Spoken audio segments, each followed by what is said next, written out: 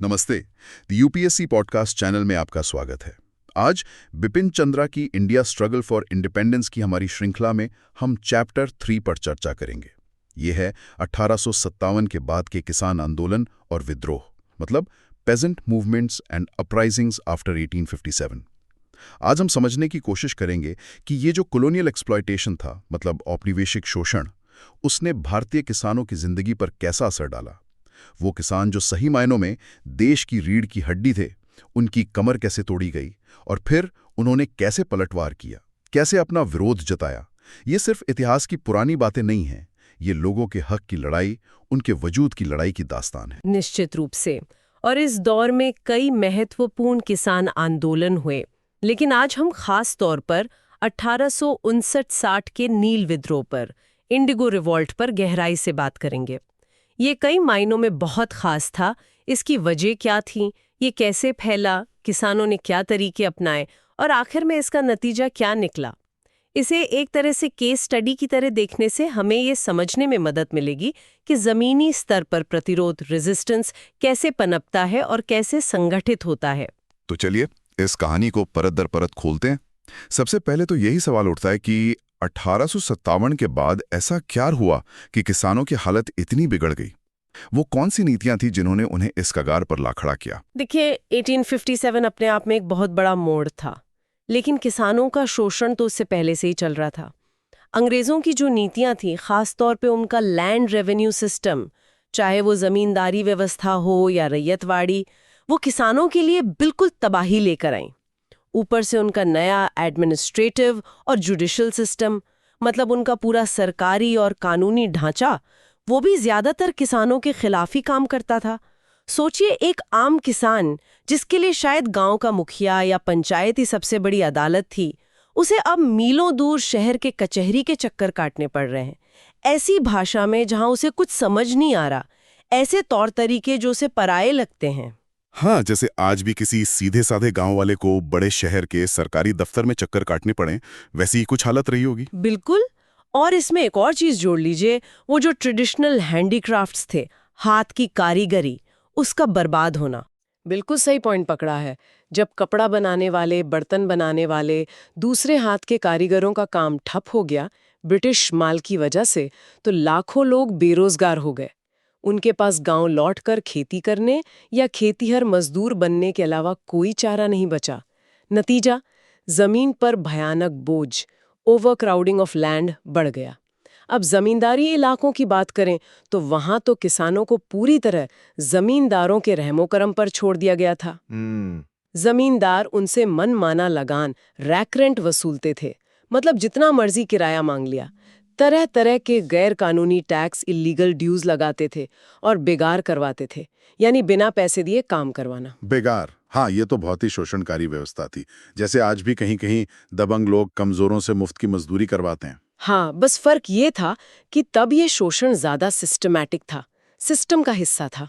वो रेतवाड़ी इलाकों का क्या, वहां तो थियोरेटिकली किसान जमीन का मालिक था और सीधा सरकार को लगान देता था। क्या वहां स्थिति बेहतर थी? कहने को तो रैयतवाड़ी में बिचौलिया यानी जमींदार नहीं था, किसान सीधा सरकार को लगान देता था। लेकिन असलियत ये थी कि सरकार खुद ही इतना भारी लगान, हेवी लैंड रेवेन्यू लगा रही थी कि किसान की कमर टूट जाती थी। अच्छा। तो चाहे सिस्टम जमींदारी हो या रैयतवाड़ी, अंत में नतीजा एक ही था, किसान कर्ज के बोझ तले दबता चला गया। हाँ। उसे अपनी जरूरतें पूरी करने, लगान चुकाने, यहाँ तक कि अगली फसल बोने के लिए भी गांव के साहूकार, मनी लेंडर से ऊंची ब्याज दरों पर कर्ज लेना पड़ता था। और फिर वही दुखद कहानी दोहराई जाती होगी, कर्ज चुका नहीं पाए तो जमीन साहूकार की हो गई। जी हाँ, ये एक धीमी प्रक्रिया थी, लेकिन इसका असर बहुत व्यापक था। धीरे धीरे वो किसान जो पीढ़ियों से अपनी जमीन जोत रहे थे, वो अपनी ही जमीन पर टेनेंट एट विल बन गए। टेनेंट एट विल मतलब जमींदार या साहूकार जब चाहे उन्हें हटा सकता था। या फिर शेयर क्रॉपर, बटाईदार बन गए, यानी फसल का एक बड़ा हिस्सा मालिक को देना पड़ता था। और बहुत से तो भूमिहीन मजदूर, लैंडलेस लेबरर बनकर रह गए। उनकी जमीन, उनके जानवर, उनकी फसलें, सब कुछ धीरे धीरे जमींदारों, व्यापारी साहूकारों, ट्रेडर, मनी लेंडर्स और गांव के ही कुछ अमीर किसानों के हाथ में चला गया। ये एक बहुत बड़ा स्ट्रक्चरल चेंज था जिसने गांव के पावर डायनामिक्स को पूरी तरह बदल दिया। असली किसान हाशिए पर चला गया। ये बात गौर करने वाली है कि जब किसानों का सब्र जवाब दे गया और उन्होंने विरोध किया, तो उनका निशाना भले ही फौरी तौर पर गांव का जमींदार या साहूकार रहा हो, जो उन्हें सीधे तौर पर सता रहा था, या कभी-कभी सीधे कॉलोनियल एडमिनिस्ट्रेशन के अफसर, लेकिन धीरे धीरे उन्हें यह समझ आने लगा कि इन सब का असली स्रोत, द रियल एनिमी, तो ये कॉलोनियल स्टेट ही है। ये सारे शोषक उसी सिस्टम की पैदाइश थे। हाँ, और एक और पहलू है जिसे अक्सर नजरअंदाज कर दिया जाता है। जब किसानों को लगता था कि संगठित होकर कलेक्टिव एक्शन के जरिए विरोध करना मुमकिन नहीं है या बहुत खतरनाक है, तो कुछ लोग हताशा में अपराध का रास्ता भी अपना लेते थे। अपराध मतलब? कई किसान जिनकी जमीनें छीन ली गई थीं, वो भुखमरी और सामाजिक बेइज्जती, सोशल डिग्रेडेशन से बचने के लिए डकैती करने लगे। कुछ मामलों में इसे सोशल बैंडिटरी भी कहा गया है। सोशल बैंडिटरी ये क्या होता है? मतलब समाज उन्हें हीरो मानता था क्या? पूरी तरह हीरो नहीं, लेकिन हाँ, समाज का एक बड़ा हिस्सा, खासकर गरीब तबका, उन्हें सिर्फ अपराधी नहीं मानता था। वो उन्हें व्यवस्था का शिकार या एक तरह का बागी मानते थे जो अमीरों और शोषकों को लूट रहा है। अच्छा। ये कानून की नजर में भले ही जुर्म था, लेकिन ये उनकी सर्वाइवल स्ट्रैटेजी भी थी और कहीं ना कहीं व्यवस्था के खिलाफ एक तरह का इंडिविजुअल प्रोटेस्ट भी। ओके, तो ये थी वो पृष्ठभूमि, वो माहौल जिसमें किसान जी रहे थे। शोषण, कर्जा, बेदखली और नाउम्मीदी। अब आते हैं उस चिंगारी पर जिसने एक बड़े विद्रोह को जन्म दिया, नील विद्रोह, इंडिगो रिवोल्ट 1859-60। ये नील की खेती का क्या मामला था और इसे लेकर इतना गुस्सा क्यों भड़का? नील, इंडिगो, एक पौधा होता है जिससे नीला रंग बनता है, जिसकी उस समय यूरोप के कपड़ा उद्योग में जबरदस्त मांग थी। भारत में, खासकर बंगाल में, इसके बड़े बड़े बागान थे और ज्यादातर बागान मालिक, प्लांटर्स, यूरोपियन थे। दिक्कत ये थी कि ये प्लांटर्स किसानों को मजबूर करते थे कि वो अपनी सबसे अच्छी, सबसे उपजाऊ जमीन पर चावल या दूसरी खाने की फसलें उगाने के बजाय नील उगाएं। मतलब किसान उगाना चाहता है चावल, जिससे उसका पेट भी भरे और शायद बाजार में बेचकर 4 पैसे भी कमा ले, लेकिन उसे नील उगाने पर मजबूर कर दिया जा रहा है, वो भी अपनी सबसे अच्छी जमीन पर। ये तो जबरदस्ती हुई। प्रिसाइसली। और ये जबरदस्ती एक बेहद दमनकारी ऑप्रेसिव सिस्टम के तहत की जाती थी। किसानों को बहुत मामूली रकम एडवांस के तौर पर दी जाती थी और उनसे ऐसे अनुबंधों, कॉन्ट्रैक्ट्स पर अंगूठा लगवा लिया जाता था जो पूरी तरह धोखाधड़ी, फ्रॉडुलेंट पर आधारित होते थे। अच्छा। एडवांस का पैसा इतना कम होता था कि उससे किसान की जरूरतें पूरी नहीं होती थी, उल्टा वो एक कर्ज के जाल में फंस जाता था। ये कुछ ऐसा था जैसे कोई आपसे कहे कि ये लो 100 रुपए एडवांस, अब तुम अगले 5 साल तक मेरे लिए ही काम करोगे, चाहे मैं तुम्हें बाजार से आधी मजदूरी ही क्यों ना दूं। और जब नील तैयार हो जाता था तब तो उन्हें सही दाम मिलता होगा? बिल्कुल नहीं, यही तो सबसे बड़ा शोषण था। किसानों को उनकी नील की फसल की जो कीमत दी जाती थी, वो बाजार भाव, मार्केट प्राइस से बहुत बहुत कम होती थी। ये बात इतनी साफ थी कि बंगाल के तत्कालीन लेफ्टिनेंट गवर्नर जेबी ग्रांट ने अपनी रिपोर्ट में खुद लिखा था कि पूरे झगड़े की जड़ यही है कि रैयतों यानी किसानों को बिना सही कीमत दिए नील उगाने के लिए मजबूर करने की कोशिश की जा रही है। अरे, मतलब अंग्रेज अफसर भी मान रहे थे कि प्लांटर्स किसानों का हक मार रहे हैं। बिल्कुल। ये तो सरासर लूट थी। और सोर्स ये भी बताता है कि सिर्फ कम कीमत ही नहीं, जब किसान अपनी फसल लेकर फैक्ट्री पहुंचता था तो वहां भी वजन वगैरह में चीटिंग होती थी। ऊपर से प्लांटर्स के कर्मचारियों को घूस, ब्राइब्स भी देनी पड़ती थी। मतलब हर स्तर पर शोषण। हाँ, और वो जो एडवांस वाला सिस्टम था, वो एक कभी ना खत्म होने वाला जाल था। किसान चाहकर भी वो मामूली एडवांस चुका नहीं पाते थे, और अगर कोई किसान किसी तरह पैसे जमा करके अपना हिसाब साफ करना भी चाहे तो प्लांटर्स उसे पैसे चुकाने ही नहीं देते थे। क्या मतलब? चुकाने क्यों नहीं देते थे? वो कहते थे, नहीं, तुमने एडवांस लिया था, अब तुम्हें नील उगाना ही पड़ेगा। इसी एडवांस को आधार बनाकर उन्हें पीढ़ी दर पीढ़ी, साल दर साल नील उगाने के लिए मजबूर किया जाता था। ये एक तरह की बंधुआ मजदूरी, बॉन्डेड लेबर ही थी, बस नाम अनुबंध का था। लेकिन अगर ये अनुबंध इतने जबरदस्ती वाले और धोखाधड़ी भरे थे तो इन्हें कानूनी तौर पर कैसे लागू किया जाता था? अदालतें, कानून व्यवस्था वो क्या कर रही थी? देखिए, कानूनी प्रक्रिया वैसे भी बहुत धीमी, खर्चीली और जटिल थी। प्लांटर्स को भी पता था कि इन कॉन्ट्रैक्ट्स को अदालतों के जरिए लागू करवाना बहुत मुश्किल है। कौन सालों तक केस लड़ेगा? इसलिए उन्होंने कानून का डर दिखाने की बजाय सीधे सीधे आतंक का राज, रेन ऑफ टेरर कायम कर दिया। आतंक? किस तरह का आतंक फैला रखा था उन्होंने? सुनने में ही भयानक लग रहा है। हर तरह का शारीरिक और मानसिक आतंक।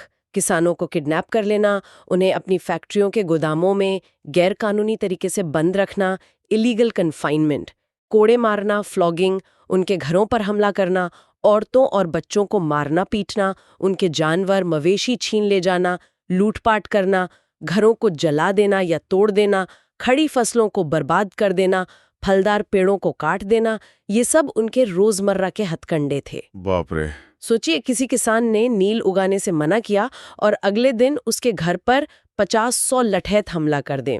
लठैत? ये कौन लोग थे? ये प्लांटर्स के अपने पाले हुए हथियारबंद गुंडे थे, लाठियाल्स, आर्म्ड रिटेनर्स। प्लांटर्स इन्हें पैसे देकर रखते थे, सिर्फ इसीलिए कि ये किसानों को डरा धमकाकर, मार पीट कर उनसे नील उगवा सकें। ये प्लांटर्स की पर्सनल आर्मी की तरह थे। ये सब सुनकर तो वाकई रोंगटे खड़े हो जाते हैं। मतलब पूरी तरह गुंडागर्दी चल रही थी। और पुलिस प्रशासन, मजिस्ट्रेट, वो कहाँ थे इस पूरी तस्वीर में? क्या वो मूक दर्शक बने हुए थे? ज्यादातर मामलों में हाँ। व्यवहार में, इन प्रैक्टिस, ये बागान मालिक कानून से ऊपर थे। कुछ ईमानदार अफसरों को छोड़ दें तो ज्यादातर मजिस्ट्रेट, जो खुद भी यूरोपीय होते थे, वो प्लांटर्स का ही पक्ष लेते थे। क्यों? आखिरकार वो उन्हीं के साथ उठते बैठते थे, डिनर पार्टियों में मिलते थे, शिकार खेलने जाते थे। उनका सोशल सर्कल एक था। अगर कोई मजिस्ट्रेट थोड़ा निष्पक्ष, फेयर होकर किसानों की सुनने की कोशिश भी करता, तो प्लांटर्स ऊपर दबाव डालकर उसका फौरन ट्रांसफर करवा देते थे। मतलब पूरा सिस्टम ही कॉम्प्रोमाइज था? कोई उम्मीद ही नहीं थी न्याय की? और इससे भी बुरी बात तब हुई जब 1857 में सरकार ने 29 बागान मालिक और सिर्फ एक भारतीय जमींदार को ऑनररी मैजिस्ट्रेट्स बना दिया। क्या? जिनके खिलाफ आरोप हैं वही जज बन गए? हाँ, सोचिए, जिनके खिलाफ शोषण के आरोप लग रहे हैं, उन्हीं में से कुछ लोगों को न्याय करने का अधिकार दे दिया गया। ये तो हितों के टकराव, कॉन्फ्लिक्ट ऑफ इंटरेस्ट का खुला मामला था। इसी से वो कहावत चल पड़ी, जे राखक से भक्षक, मतलब जो रक्षक है वही भक्षक बन गया है। जब जज ही मुजरिमों के दोस्त हों तो इंसाफ कहाँ से मिलेगा? ये तो वाकई अन्याय की पराकाष्ठा थी। इतने जुल्म के बाद तो गुस्सा फूटना लाजमी था। तो आखिरकार ये विद्रोह भड़का कब? What was the final trigger? चिंगारी भड़की 1859 के पतझड़, ऑटम में, और वो भी एक मिसअंडरस्टैंडिंग की वजह से। अच्छा, कैसे? हुआ ये कि कलारोआ डिवीजन के डिप्टी मैजिस्ट्रेट थे हेमचंद्र कर। उन्होंने शायद किसी सरकारी चिट्ठी का मतलब गलत समझ लिया और अपने अधिकार क्षेत्र से बाहर जाते हुए 17 अगस्त 1859 को पुलिस के लिए एक आदेश, एक प्रोक्लेमेशन जारी कर दिया। इस आदेश में कहा गया था कि नील की जमीन को लेकर जो भी विवाद है, उनमें रैयत मतलब किसान अपनी जमीन पर कब्जा रखेंगे और उन्हें हक है कि वो उस पर जो चाहें वो फसल बोएं।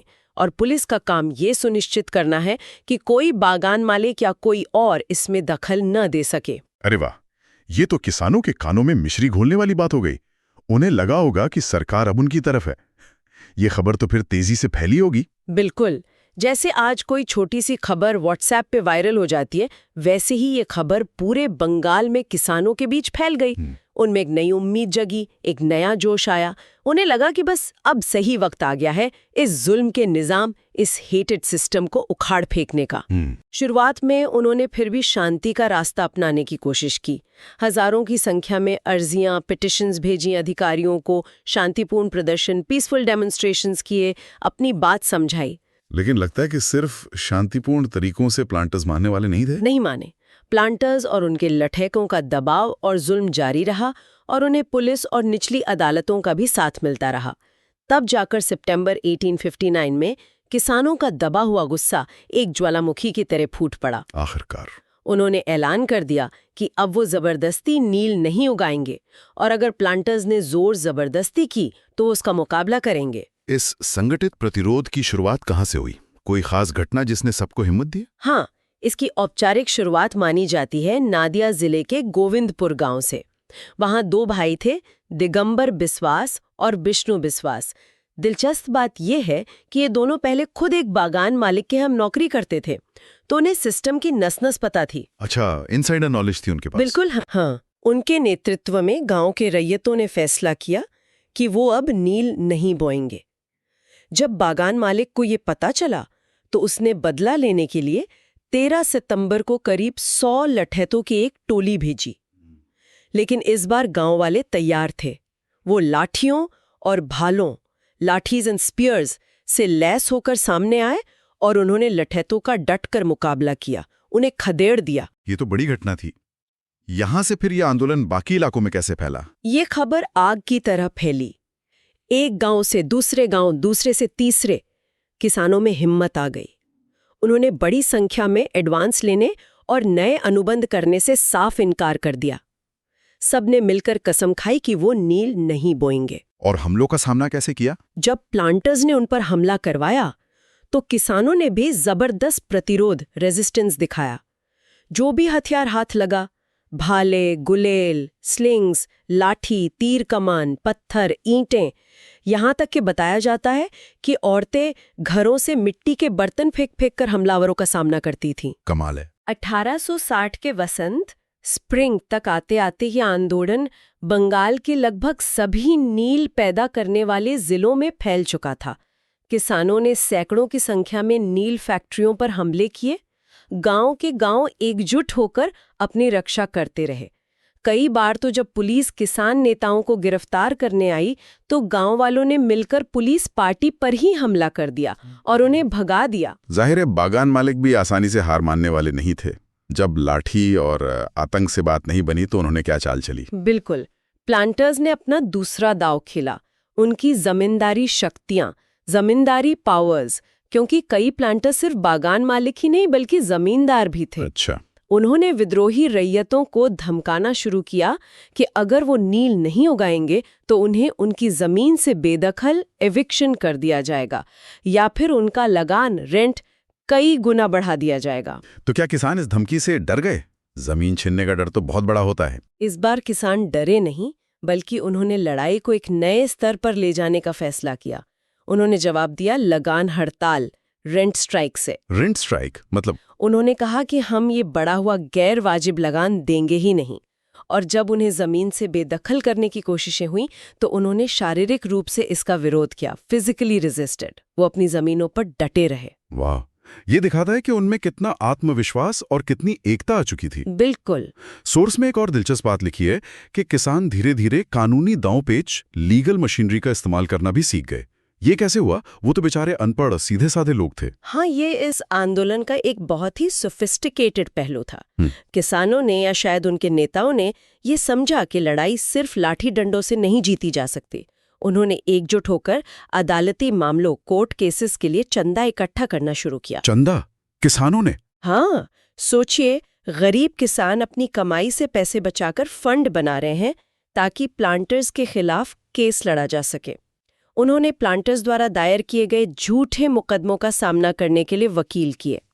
इतना ही नहीं, उन्होंने पलटवार करते हुए खुद भी प्लांटर्स के खिलाफ ज्यादतियों के लिए कानूनी कार्रवाई शुरू की और साथ ही उन्होंने सामाजिक बहिष्कार, सोशल बॉयकॉट का हथियार भी अपनाया। सामाजिक बहिष्कार मतलब हुक्का पानी बंद? हाँ, कुछ वैसा ही। उन्होंने ऐलान कर दिया कि कोई भी बागान मालिकों या उनके कर्मचारियों के लिए काम नहीं करेगा। उनके नौकर, धोबी, नाई, सफाई कर्मचारी सब ने उनका काम करना बंद कर दिया। ये एक तरह का असहयोग, नॉन कोऑपरेशन था, जिसने प्लांटर्स की रोजमर्रा की जिंदगी मुश्किल कर दी। कमाल है। यानी हर मोर्चे पर लड़ाई, शारीरिक प्रतिरोध, कानूनी लड़ाई, सामाजिक बहिष्कार। ये रणनीति वाकई काम आई। क्या प्लांटर्स का दबदबा खत्म हुआ? बिल्कुल काम आई। प्लांटर्स किसानों के संगठित, एकजुट और बहुआयामी प्रतिरोध, United and multi pronged resistance के सामने टिक नहीं सके। उन्हें समझ आ गया कि अब जोर जबरदस्ती से नील उगवाना मुमकिन नहीं रहा। नतीजा ये हुआ कि धीरे धीरे उन्होंने अपनी फैक्ट्रियां बंद करनी शुरू कर दी। सच में? हाँ, 1860 के अंत तक आते आते बंगाल के जिलों से नील की खेती लगभग खत्म, वर्चुअली वाइप्ड आउट हो गई। ये किसानों की एक बहुत बड़ी जीत थी। इस शानदार कामयाबी के पीछे कई वजह थीं। सबसे पहली और सबसे जरूरी वजह तो खुद किसानों की जबरदस्त पहल, इनिशिएटिव, उनका आपसी सहयोग, कॉपरेशन, उनका संगठन, ऑर्गेनाइजेशन और अनुशासन, डिसिप्लिन था। दूसरी बड़ी वजह थी हिंदू और मुस्लिम किसानों के बीच अटूट एकता, कंप्लीट यूनिटी। इस आंदोलन में धर्म के नाम पर कोई बंटवारा नहीं था, सब मिलकर अपने हक के लिए लड़ रहे थे। ये बहुत जरूरी बात है। वो ज्यादातर गांव के थोड़े संपन्न रैयतों, मोर वेल ऑफ रायट्स ने संभाला, लेकिन कुछ मामलों में छोटे जमींदारों, साहूकारों और यहाँ तक कि प्लांटर्स के पुराने कर्मचारियों, x employees of the planters ने भी किसानों का साथ दिया, जैसे बिस्वास बंधुओं ने दिया। इस पूरी लड़ाई में बंगाल के पढ़े लिखे तबके, इंटेलिजेंशिया का क्या रोल रहा? क्या उन्होंने किसानों के संघर्ष को अनदेखा कर दिया या उनका साथ दिया? ये नील विद्रोह का एक बहुत ही महत्वपूर्ण पहलू है जिसके दूरगामी परिणाम हुए। बंगाल के बुद्धिजीवी वर्ग, इंटेलेक्चुअलिया ने इस आंदोलन को अपना पूरा समर्थन दिया। उन्होंने किसानों के पक्ष में एक जबरदस्त अभियान, पावरफुल कैंपेन चलाया। उन्होंने अखबारों में लगातार लेख लिखे, न्यूज़पेपर कैंपेन्स, जनसभाएं आयोजित की, किसानों की शिकायतों को इकट्ठा करके सरकार को ज्ञापन, मेमोरेंडमा भेजे और उनकी कानूनी लड़ाई में भी मदद की। अच्छा, जैसे आज के दौर में मीडिया और सिविल सोसाइटी किसी मुद्दे को उठाते हैं। हाँ, बिल्कुल वैसा ही। कोई खास नाम या उदाहरण जो उस समय बहुत प्रभावशाली रहे हों? हाँ, इसमें सबसे आगे थे हरीश चंद्र मुखर्जी, जो हिंदू पेट्रियट अखबार के संपादक थे। वो एक निडर पत्रकार थे। उन्होंने अपने संवाददाताओं, कोरेस्पोंडेंट्स का एक जाल बिछा रखा था, जो गांव-गांव से प्लांटर्स के अत्याचार, सरकारी अधिकारियों की मिलीभगत, ऑफिशियल्स पार्टिजनशिप और किसानों के प्रतिरोध की खबरें भेजते थे, जिन्हें वो नियमित रूप से छापते थे। वो खुद भी इस मुद्दे पर बड़े जोश, पैशन, गुस्से और गहरी समझ के साथ लिखते थे। उन्होंने इस लड़ाई को सिर्फ किसानों की लड़ाई न रहने देकर इसे एक बड़ा राजनीतिक मुद्दा, हाई पॉलिटिकल प्लेन बना दिया। मई 1860 में उन्होंने जो लिखा वो आज भी याद किया जाता है। उन्होंने लिखा कि बंगाल को अपने किसानों पर गर्व होना चाहिए। उनके पास ना शक्ति थी, ना धन, ना राजनीतिक समझ और ना ही बड़ा नेतृत्व। फिर भी बंगाल के किसानों ने एक ऐसी क्रांति को अंजाम दिया है जो दुनिया के किसी भी देश के सामाजिक इतिहास में हुई किसी भी क्रांति से कम महत्वपूर्ण नहीं है। सरकार उनके खिलाफ, कानून उनके खिलाफ, अदालतें उनके खिलाफ, प्रेस उनके खिलाफ, फिर भी उन्होंने ऐसी कामयाबी हासिल की है जिसका फायदा हमारे देश के हर वर्ग और आने वाली पीढ़ियों तक पहुंचेगा। ये तो बहुत ही पावरफुल शब्द है। ऐसा लगता है जैसे वो इस आंदोलन के ऐतिहासिक महत्व, हिस्टोरिकल सिग्निफिकेंस को उसी वक्त समझ गए थे। निश्चित रूप से। और फिर दीनबंधु मित्र का नाटक आया, नील दर्पण। नील दर्पण का नाम तो सुना है। इस नाटक ने प्लांटर्स द्वारा किए जा रहे जुल्मों को इतने सजीव, विविडली और भावनात्मक तरीके से पेश किया कि उसने पूरे बंगाल बल्कि पूरे भारत के पढ़ी लिखे समाज को झकझोर कर रख दिया। ये नाटक बहुत मशहूर हुआ और इसने किसानों के प्रति सहानुभूति पैदा करने में बड़ी भूमिका निभाई। तो इंटेलेक्चुअल्स का ये सपोर्ट बहुत मायने रखता था। हाँ, और बुद्धिजीवियों के इस सक्रिय समर्थन का असर बहुत गहरा और स्थायी हुआ। जो राष्ट्रवादी नेता बाद में उभर रहे थे, उन्होंने अपने राजनैतिक जीवन की शुरुआत में ही ये देख लिया था कि कैसे आम किसान विदेशी शोषकों के खिलाफ लड़ सकते हैं और कैसे उनका समर्थन करना जरूरी है। इसने भविष्य के राष्ट्रीय आंदोलन के लिए एक मजबूत नींव रखी, एक ट्रेडिशन रखी कि राष्ट्रवाद सिर्फ शहरों और पढ़े लिखे लोगों तक सीमित नहीं रहेगा, उसे गांव और किसानों के संघर्षों से जुड़ना ही होगा। हाँ, और एक और समूह का जिक्र करना चाहिए जिन्होंने किसानों का साथ दिया, वो थे ईसाई मिशनरीज, क्रिश्चियन मिशनरीज। सोर्स बताता है कि उन्होंने भी नील रैयतों को उनके संघर्ष में काफी सक्रिय समर्थन दिया। अच्छा, अब आते हैं सरकार की प्रतिक्रिया, गवर्नमेंट रिस्पॉन्स पर। इतना बड़ा विद्रोह हुआ, फैक्ट्रियों पर हमले हुए, पुलिस के साथ झड़पें हुई। क्या सरकार ने इसे सख्ती से कुचलने की कोशिश की, जैसा कि वो अक्सर 1857 से पहले के विद्रोहों में करती थी? हैरानी की बात है, लेकिन इस बार सरकार की प्रतिक्रिया पहले के नागरिक विद्रोहों, सिविल रिबेलियंस और खासकर आदिवासी विद्रोहों, ट्राइबल अपराइजिंग्स की तुलना में काफी संयमित, रिस्ट्रेन्ड थी। वो बहुत सख्त नहीं हुई। अच्छा, क्यों? इसके पीछे शायद कुछ वजहें थीं। एक तो सरकार अभी 1857 के महाविद्रोह के भयानक अनुभव से गुजरी थी। वो शायद नहीं चाहती थी कि बंगाल में फिर से वैसी ही आग भड़के। मतलब सरकार थोड़ा डरी हुई थी कि कहीं ये मामला और ना बढ़ जाए। कह सकते हैं डर या कम से कम सावधानी तो जरूर थी। साथ ही सरकारी अधिकारी शायद किसानों के बदले हुए तेवर, चेंज्ड टेम्पर और उनकी जबरदस्त एकता को भी देख रहे थे। उन्हें समझ आ रहा था कि ये किसान अब आसानी से दबने वाले नहीं हैं। और हाँ, जिस तरह से बंगाल के बुद्धिजीवियों और मिशनरियों ने इस आंदोलन का खुलकर समर्थन किया, उसका भी सरकार पर दबाव पड़ा होगा। पब्लिक ओपिनियन का असर था। तो सरकार ने फिर किया क्या कदम उठाए मामले को शांत करने के लिए? सरकार ने बीच का रास्ता निकालने की कोशिश की।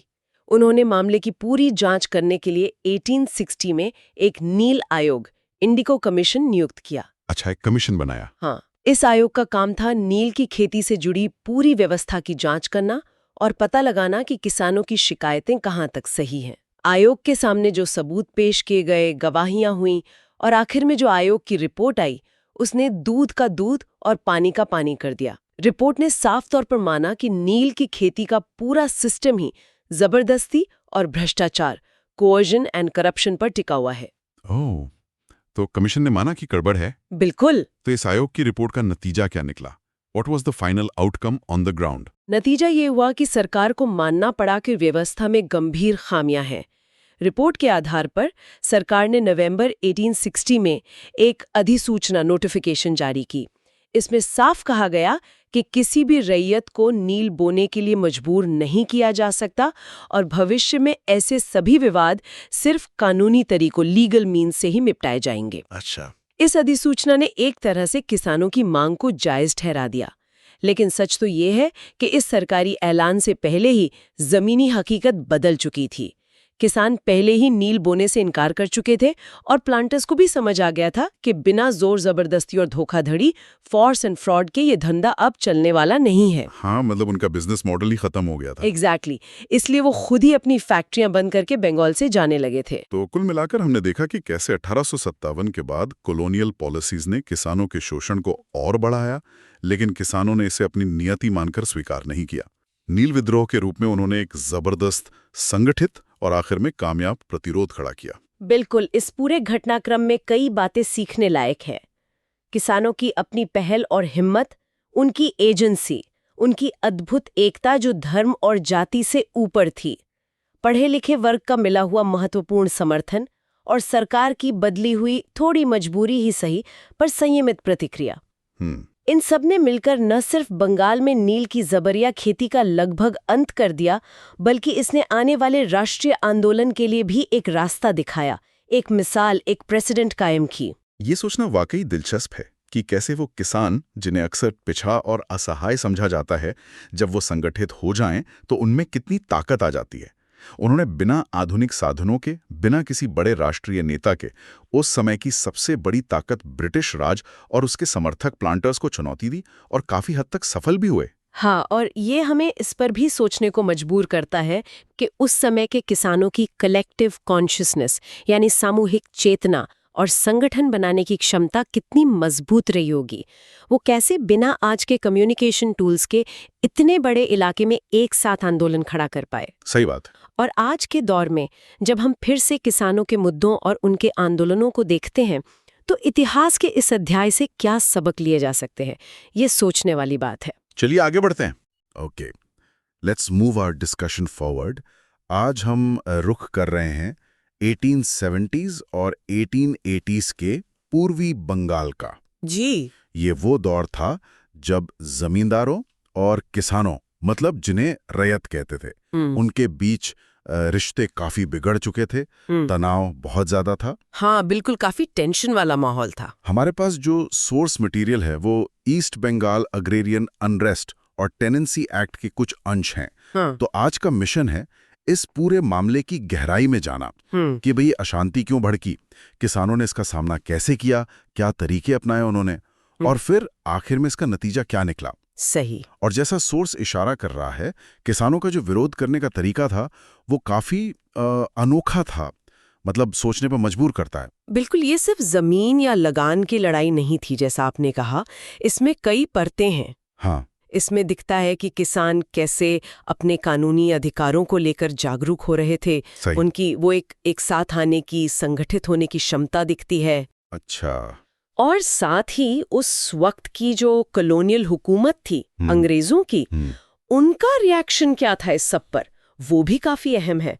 तो देखते हैं सोर्स से और क्या-क्या खास बातें निकलती हैं। तो मामला गर्म होना शुरू हुआ जमींदारों की तरफ से। सोर्स के मुताबिक वो किराया बढ़ा रहे थे। रेंट मतलब कानूनन जितनी सीमा थी उससे ज्यादा वसूलने की कोशिश कर रहे थे। हाँ, मतलब लीगली जितना अलाउड था उससे ज्यादा मांग रहे थे। एग्जैक्टली। और इतना ही नहीं, वो एक्ट एक्ट ऑफ 1859 था ना, जी, ऑक्यूपेंसी राइट्स वाला। हाँ, तो उसके तहत किसानों को जमीन पर जो कुछ ऑक्यूपेंसी राइट्स मिले हुए थे, जमींदार उसे भी क्या कहते हैं, कमजोर करने की या छीनने की कोशिश में थे। हाँ, मतलब वो नहीं चाहते थे कि किसानों को वो अधिकार मिले जो कानून ने उन्हें दिया था। और इसके लिए वो तरीके भी सही नहीं अपना रहे थे। कैसे तरीके? सीधे सीधे गैर कानूनी और जबरदस्ती वाले तरीके, कोर्सिव मेथड्स। जैसे किसानों को उनकी जमीन से निकाल देना बलपूर्वक, एविक्शन जिसे कहते हैं। उनकी फसलें जब्त कर लेना, उनके मवेशी, गाय, बैल वगैरह वो छीन लेना। बाप रे। सोचिए ना, आज भी अगर किसी किराएदार को मकान मालिक बिना नोटिस दिए निकाल दे, हाँ, बहुत बुरा हाल हो जाता है। या किसी छोटे दुकानदार का सामान कोई जबरदस्ती उठा ले जाए, कितनी नाइंसाफी है। और किसानों के लिए तो जमीन, फसल, मवेशी यही सब कुछ था। सही बात है। और मामला यही नहीं रुकता था, एक और हथियार था उनके पास। क्या? किसानों को महंगे मुकदमों में फंसा देना, कॉस्टली लिटिगेशन। अच्छा, कोर्ट कचहरी। हाँ, जमींदार जानते थे कि किसान गरीब हैं, उनके पास कहाँ पैसा, कहाँ वक्त कोर्ट के चक्कर काटने का, वकील करने का। ये डर तो आज भी है समाज में। बिल्कुल है। आम आदमी कानूनी पचड़ों से बचता ही है। पता है कि इंसाफ मिलने में सालों लगते हैं और जेब खाली हो जाती है। जमींदार इसी साइकोलॉजिकल प्रेशर का फायदा उठा रहे थे। लेकिन लगता है इस बार किसान दबने वाले नहीं थे, शायद सब्र का बंध टूट गया था। हाँ, ऐसा ही लगता है। मई 1873 में पाबना जिले के यूसुफ शाही परगना में किसानों ने मिलकर एक क्या कहते हैं, अग्रेरियन लीग बनाई, कृषि संघ। अच्छा, एक संगठन। हाँ, और उनका मकसद बिल्कुल साफ था, जमींदारों की ये जो बढ़ी हुई गैर कानूनी मांगे हैं, इनका डटकर विरोध करना। और ये लीग सिर्फ कागज पर नहीं थी, मतलब जमीन पर भी काम कर रही थी। बिल्कुल। उन्होंने किसानों की बड़ी बड़ी सभाएं करनी शुरू की, मास मीटिंग्स।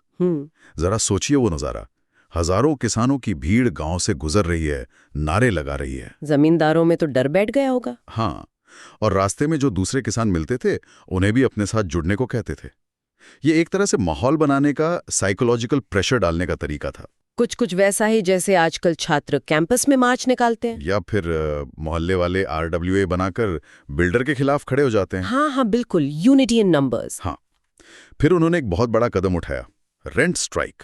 अरे वाह। हाँ, मतलब ऐलान कर दिया कि हम ये बढ़ा हुआ किराया नहीं देंगे ही नहीं। अच्छा। और सिर्फ इनकार नहीं किया, उन्होंने जमींदारों को अदालतों में भी चैलेंज किया। कानूनी लड़ाई भी। हाँ, और इस कानूनी लड़ाई का खर्च उठाने के लिए किसानों ने आपस में चंदा इकट्ठा किया, फंडरेजिंग की। ये दिखाता है कि वो कितने सीरियस थे। मतलब सिर्फ विरोध नहीं, बल्कि संगठित होकर लड़ने को तैयार थे, पैसा, मेहनत सब लगाने को तैयार। बिल्कुल, आज के क्राउड फंडिंग कैंपेन जैसा ही। लोग किसी सामाजिक मुद्दे के लिए मिलकर रिसोर्स जुटाते हैं। और ये सिर्फ पाबना तक ही रहा या फैला भी? नहीं, ये फैला जैसे आग फैलती है। पाबना से शुरू होकर यह आंदोलन धीरे धीरे पूरे जिले में फैला, फिर पूर्वी बंगाल के दूसरे जिलों में भी, जैसे ढाका, मैमनसिंह, त्रिपुरा, बाकरगंज, फरीदपुर, बोगरा, राजशाही, कई जिलों में। बाप रे, काफी बड़े इलाके में। हाँ, और हर जगह वही पैटर्न था। एग्रेरियन लीग्स बनी, किसानों ने बढ़ा हुआ किराया देना बंद किया और जमींदारों के खिलाफ कानूनी लड़ाई शुरू कर दी। तो ये कोई छोटी मोटी घटना नहीं रही, एक वाइड स्प्रेड मूवमेंट बन गया था। अच्छा, तो यहाँ एक बहुत दिलचस्प सवाल आता है, इस पूरे संघर्ष का मुख्य तरीका क्या था? क्या किसानों ने हथियार उठा लिए थे, हिंसा की, लूटपाट? सोर्स क्या कहता है इस बारे में? हाँ, यहीं पर यह आंदोलन बाकी किसान विद्रोहों से थोड़ा अलग नजर आता है। कैसे? सोर्स साफ कहता है कि संघर्ष का मुख्य हथियार लीगल रेजिस्टेंस था, कानूनी लड़ाई। अच्छा, हिंसा नहीं? हिंसा हुई, लेकिन बहुत कम। सोर्स ने शब्द इस्तेमाल किया है रैदर रेयर, मतलब इक्का दुक्का घटना है। तो मतलब हिंसा बिल्कुल नहीं हुई ऐसा भी नहीं है, पर वो मुख्य रणनीति नहीं थी। एग्जैक्टली। सोर्स बताता है कि हिंसा की घटनाएं ज्यादातर तब हुई जब जमींदारों ने जबरदस्ती की, बल प्रयोग करके अपनी शर्तें मनवाने की कोशिश की। तो किसानों ने रिएक्ट किया। हाँ, तब किसानों की तरफ से भी प्रतिक्रिया हुई। कुछ जगहों पर जमींदारों के घरों को निशाना बनाया गया, कहीं पुलिस स्टेशनों पर हमले हुए, अच्छा। या फिर अदालत के फैसलों, कोर्ट डिक्रीज को लागू करने आए लोगों का विरोध किया गया। लेकिन ये सब अपवाद थे, नियम नहीं। सोर्स ये भी कहता है कि शायद ही कोई जमींदार या उसका एजेंट इस दौरान मारा गया या गंभीर रूप से घायल हुआ। ये बात वाकई ध्यान देने लायक है, क्योंकि जब हम किसान विद्रोहों की बात करते हैं तो अक्सर दिमाग में संथाल हूल या बिरसा मुंडा का उलगुलान आता है। हाँ, जहां सशस्त्र संघर्ष हुआ था। बिल्कुल, लेकिन यहाँ पूर्वी बंगाल के किसानों ने एक अलग रास्ता चुना। उन्होंने मौजूदा कानूनी ढांचे, लीगल फ्रेमवर्क का ही इस्तेमाल किया अपने उत्पीड़कों के खिलाफ। ये दिखाता है कि वो सिस्टम को बाहर से तोड़ने के बजाय उसके अंदर रहकर ही अपने लिए जड़ा बनाने की कोशिश कर रहे थे। हाँ, ये पहला बड़ा इंसाइट है यहाँ, कानूनी दांव पेंच को मुख्य हथियार बनाना। और इस पूरी प्रक्रिया का एक और नतीजा निकला होगा ना? हाँ, बिल्कुल। What's fascinating here is कि इस सबसे किसानों के बीच कानून और अपने कानूनी अधिकारों, लीगल राइट्स को लेकर एक जबरदस्त जागरूकता, स्ट्रॉन्ग अवेयरनेस पैदा हुई। अच्छा। उन्हें समझ आने लगा कि भाई हमारे भी कुछ हक हैं और उन्हें कैसे हासिल किया जा सकता है, और साथ ही शांतिपूर्ण तरीके से आंदोलन, पीसफुल एजिटेशन करने के लिए एकजुट होने, संगठन, एसोसिएशन बनाने की उनकी क्षमता भी डेवलप हुई। ये अपने आप में एक बहुत बड़ी उपलब्धि थी। इसे हम कह सकते हैं कलेक्टिव कॉन्शियसनेस का उदय। सोचिए, वो किसान जिनमें से कई शायद पढ़े लिखे भी नहीं होंगे। हाँ, वो कानूनी बारीकियां समझ रहे थे, वकील कर रहे थे, संगठन चला रहे थे। ये असली एम्पावरमेंट है ना? बिल्कुल। तो फिर इस सब का अंत क्या हुआ? नतीजा क्या रहा?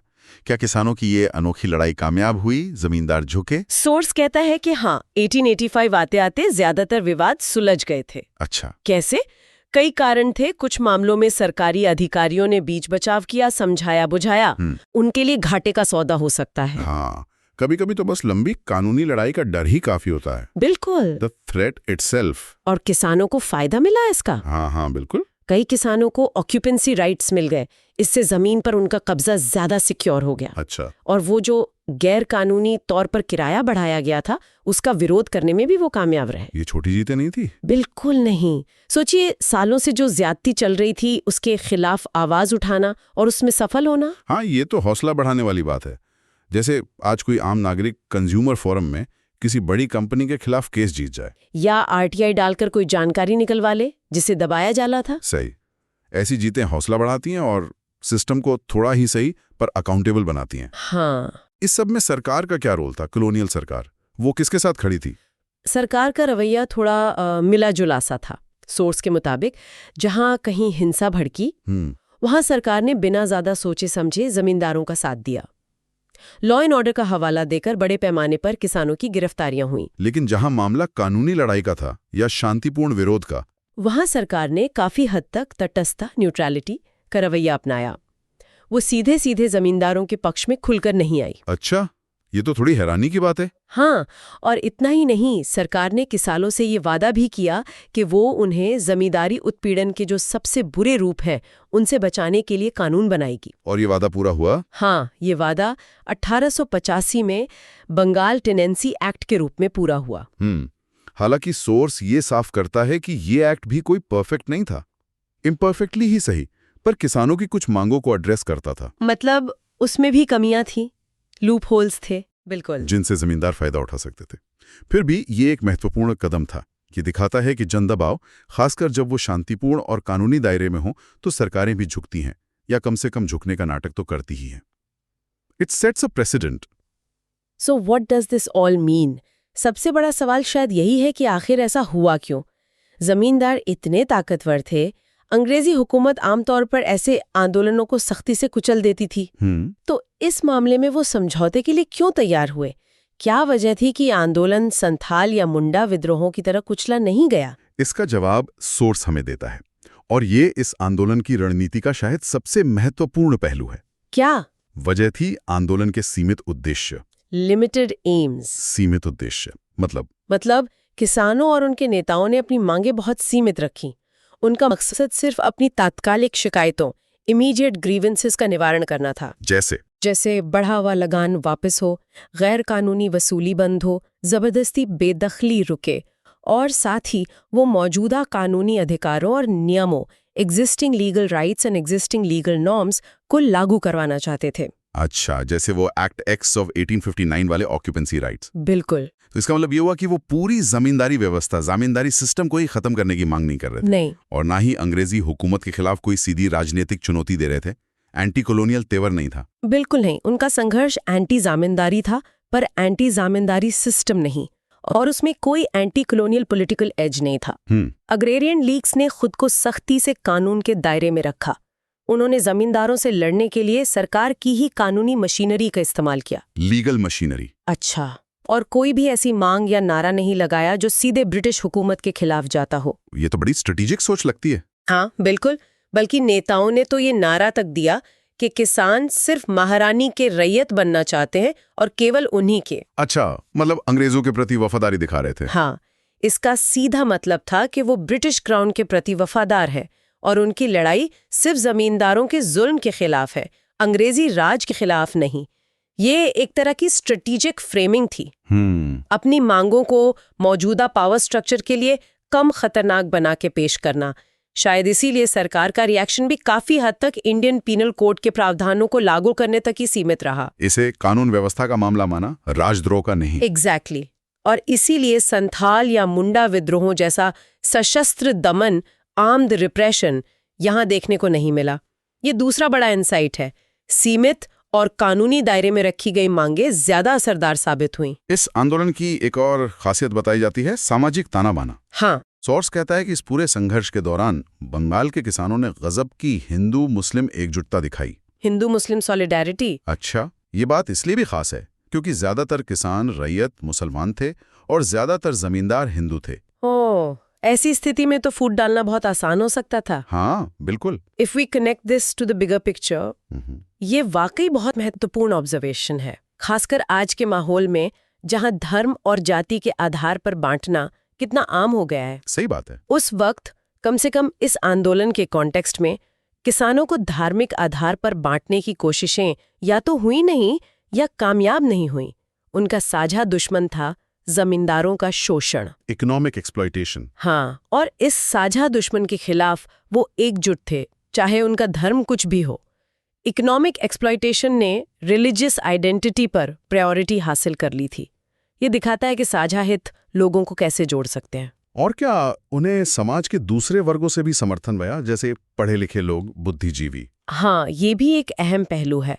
सोर्स बताता है कि कई युवा भारतीय बुद्धिजीवियों, यंग इंडियन इंटेलेक्चुअल्स ने किसानों की मांगों का खुलकर समर्थन किया। अच्छा, कौन लोग थे? इनमें बंकिम चंद्र चटर्जी और आरसी दत्त जैसे बड़े नाम भी शामिल थे।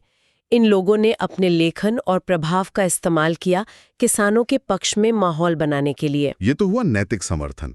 क्या कोई संगठित मदद भी मिली, जैसे कोई ऑर्गेनाइजेशन? बिल्कुल।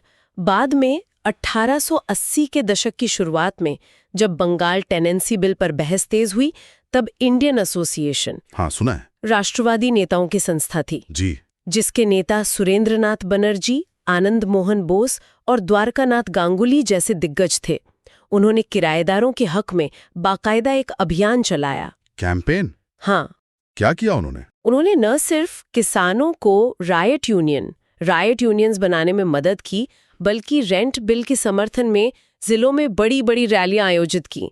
सोर्स के मुताबिक 20,000 किसानों तक ने हिस्सा लिया इन रैलियों में। बाप रे, 20,000 किसान! यस। ये दिखाता है कि नेशनलिस्ट लीडरशिप उस वक्त एग्रेरियन इशू से जुड़ रही थी। हाँ बिल्कुल। और दिलचस्प बात यह है कि ये इंडियन एसोसिएशन और कई राष्ट्रवादी अखबार तो सरकार के प्रस्तावित बिल से भी आगे की मांग कर रहे थे। हाँ, वो सिर्फ बिल के समर्थन तक नहीं रुके, उन्होंने किराए के स्थायी निर्धारण की मांग उठाई, permanent fixation of tenants rent. मतलब किराया एक बार तय हो जाए तो जमींदार उसे अपनी मर्जी से बढ़ा ना सके। बिल्कुल, ताकि किसानों को एक सिक्योरिटी मिले। और उन्होंने एक और दूर की चिंता भी जताई थी, सोर्स में जिक्र है उसका। This raises an important question.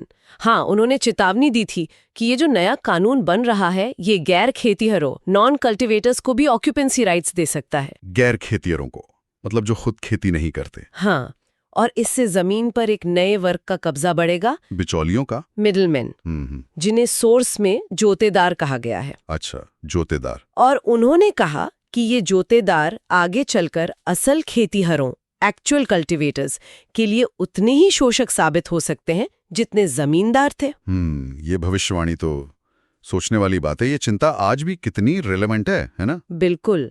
हम आज भी देखते हैं ना, चाहे खेती हो, छोटा व्यापार हो या कोई और सेक्टर, हाँ, बिचौलिए। कैसे बिचौलिए अक्सर असल उत्पादक और उपभोक्ता दोनों का हक मारते हैं और मुनाफा खुद ले जाते हैं। इसीलिए उन्होंने मांग की थी कि ऑक्यूपेंसी का अधिकार सिर्फ उसे मिलना चाहिए जो असल में जमीन पर खेती कर रहा है। हाँ, यहाँ पर अंडर रियॉट्स और टेनेंट्स एट विल का जिक्र आता है।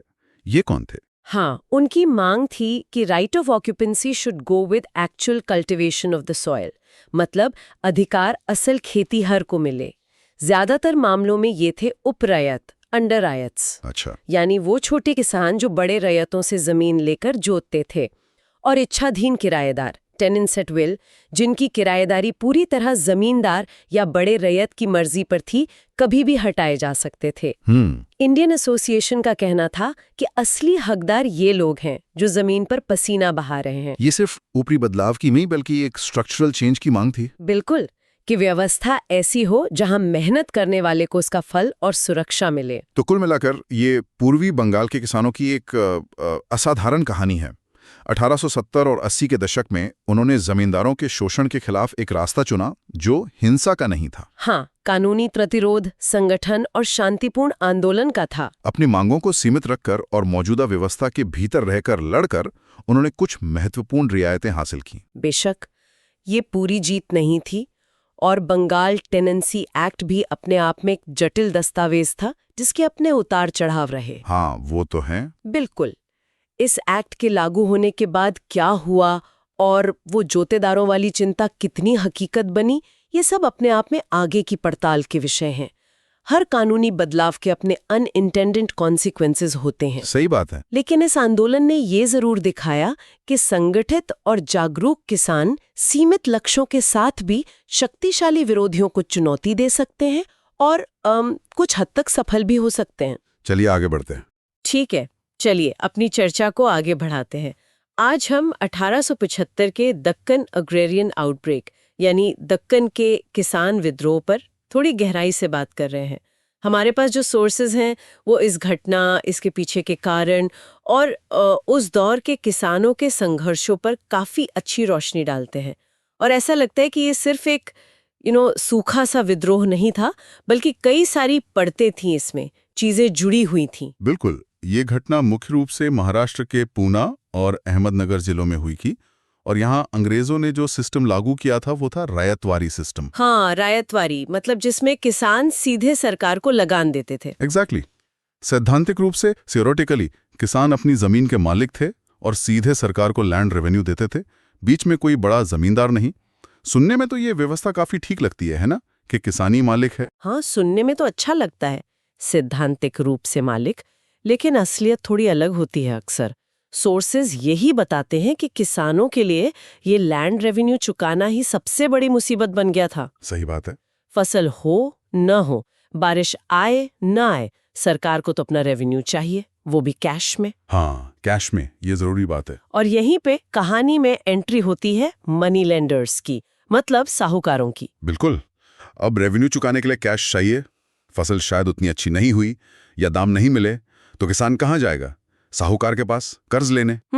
और एक बार वो कर्ज के जाल में फंसा तो बस निकलना लगभग नामुमकिन था। क्यों? मतलब ब्याज बहुत ज्यादा होता था। ब्याज, अरे ब्याज की दरें आसमान छूती थीं। ऊपर से चक्रवृद्धि ब्याज, मतलब ब्याज पर ब्याज। कर्ज चुकाते चुकाते किसान की पूरी जिंदगी निकल जाती थी और फिर भी कर्ज खत्म नहीं होता था। बाप रे। और आखिर में नतीजा क्या होता था?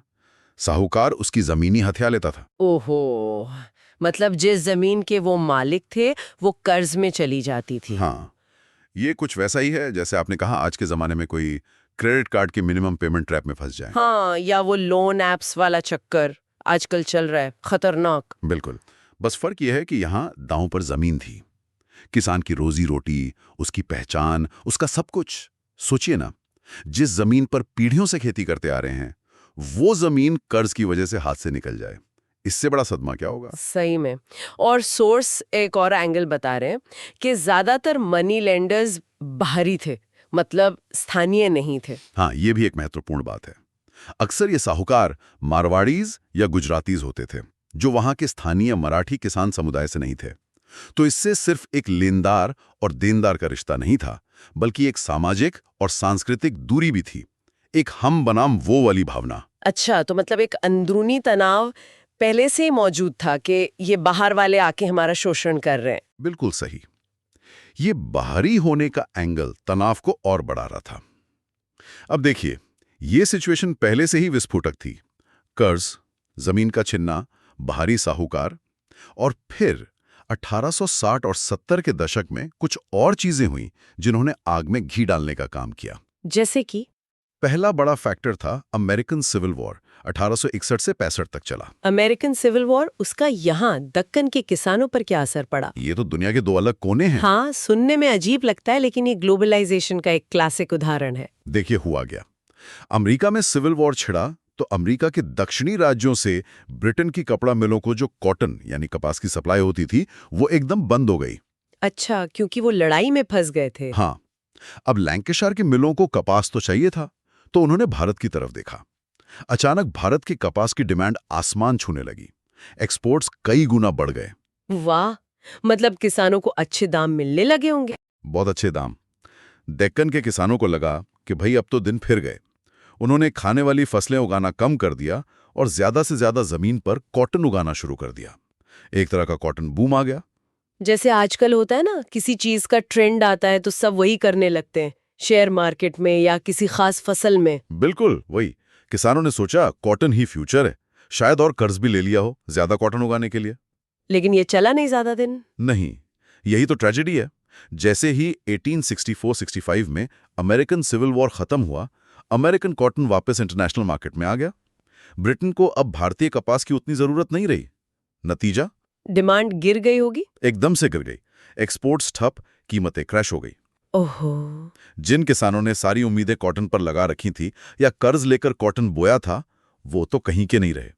रातों रात उनकी आमदनी खत्म। ये तो बहुत बड़ा झटका था, मतलब आमदनी अचानक जीरो हो गई लगभग। हाँ, उनके पैरों तले जमीन खसक गई। ये दिखाता है कि कैसे इंटरनेशनल मार्केट की एक छोटी सी हलचल भी हजारों मील दूर बैठे किसान की जिंदगी तबाह कर सकती थी। एक ऐसा रिस्क जिसके लिए वो तैयार नहीं थे। और मानो इतना काफी नहीं था, सोर्स बताते हैं कि इसी मुश्किल दौर के ठीक बाद 1867 में सरकार ने लैंड रेवेन्यू बढ़ा दिया। हाँ, और थोड़ा बहुत नहीं, करीब 50% भी। 50%।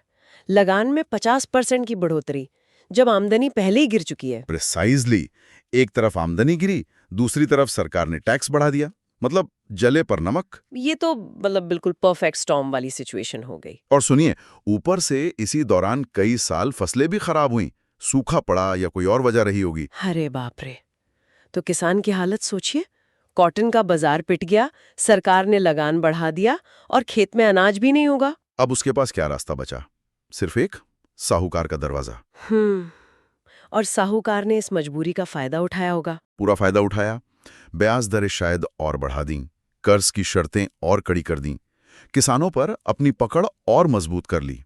जमीनें हथियाने का सिलसिला और तेज हो गया। तो अब किसानों को ये लगने लगा होगा कि भाई हमारी सारी मुसीबतों की जड़ यही साहूकार है।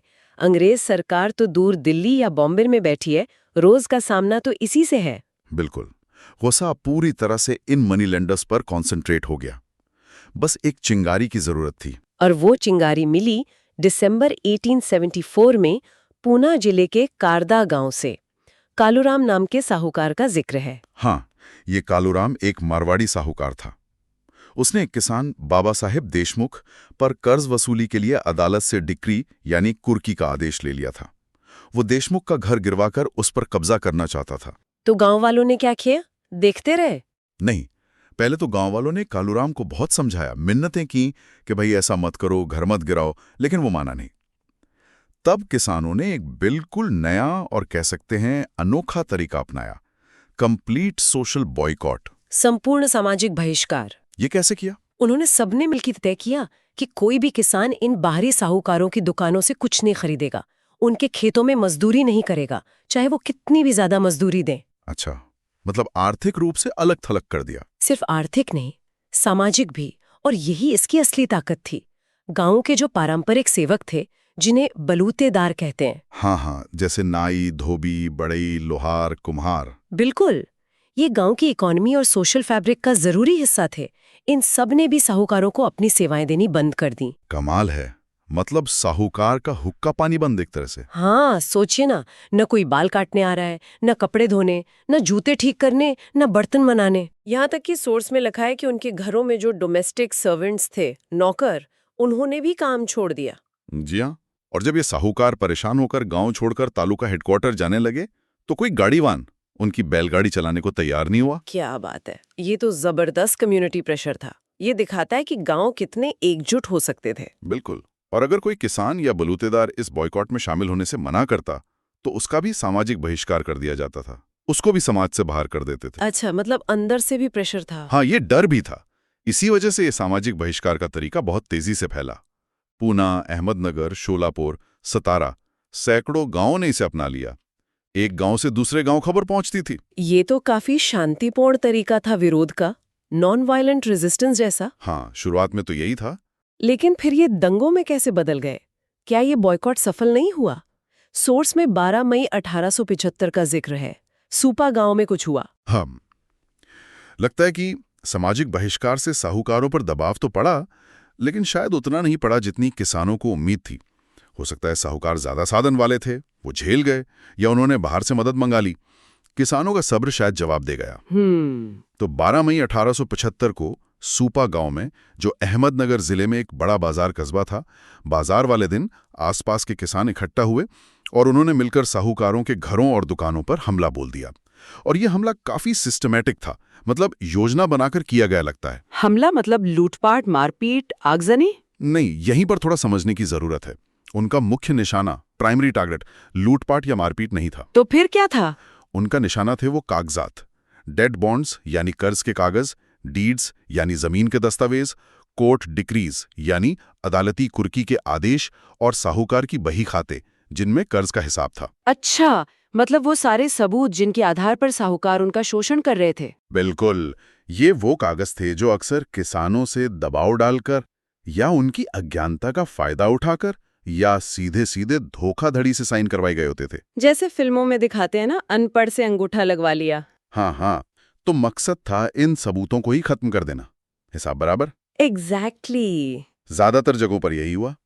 किसान साहूकारों के घरों में घुसे, सिर्फ इन कागजों को ढूंढा, उन्हें बाहर लाए और सबके सामने जला दिया, आग लगा दी उन दस्तावेजों में। सोर्सेज इस बात पर जोर देते हैं कि इस हिसाब बराबर करने में वायलेंस यानी मारपीट, खून खराबा बहुत कम हुआ।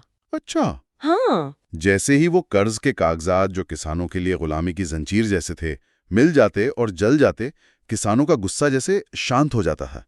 उन्हें लगता था कि हिसाब चुकता हो गया। ये तो एक तरह का सिंबॉलिक एक्ट हुआ, अपनी गुलामी के दस्तावेज जलाने जैसा। बिल्कुल, हाँ। सुपा में थोड़ी लूटपाट और आगजनी भी हुई। शायद वहां गुस्सा ज्यादा था या भीड़ बेकाबू हो गई, लेकिन ज्यादातर जगहों पर मुख्य फोकस कागजात जलाना ही था। ये एक तरह से किसानों की दबी हुई भड़ास का निकलना था। उनकी नई मिली एकता और ताकत का प्रदर्शन था। वे दिखा रहे थे कि अब बस बहुत हुआ। सरकार ने क्या किया? पुलिस, फौज, वो कहाँ थी? सरकार फौरन हरकत में आई। पुलिस भेजी गई, फौज की टुकड़ियां भी लगाई गईं। बड़े पैमाने पर गिरफ्तारियां हुईं और आंदोलन को सख्ती से दबा दिया गया। कितनी जल्दी दबा दिया? जो एक्टिव फेज था, जब ये हमले हो रहे थे, वो करीब 3 हफ्ते चला। उसके बाद छोटी मोटी घटनाएं 1 आध महीने और चलती रहीं, लेकिन बड़े पैमाने पर इसे कुचल दिया गया।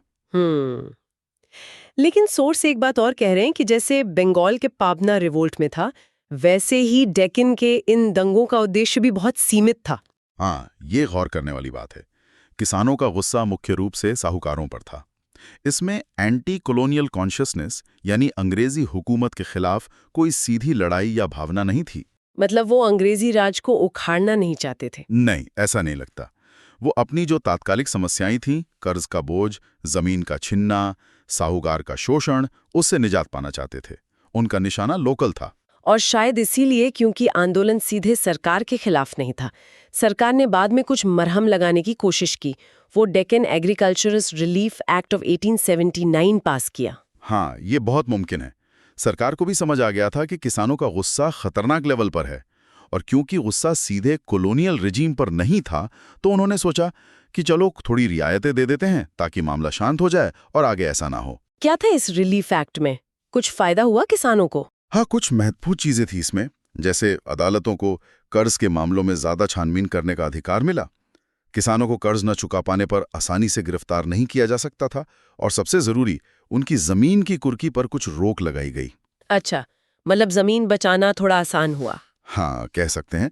हालांकि ये कानून जमीन पर कितना लागू हुआ ये बहस का मुद्दा है। ब्यूरोक्रेटिक हर्डल्स होते हैं, साहूकार रास्ते निकाल लेते हैं, लेकिन कम से कम कागज पर तो किसानों को साहूकारों के खिलाफ थोड़ी कानूनी सुरक्षा मिली। एक और दिलचस्प बात आ रही है सोर्सेस से, राष्ट्रवादी बुद्धिजीवियों का रोल।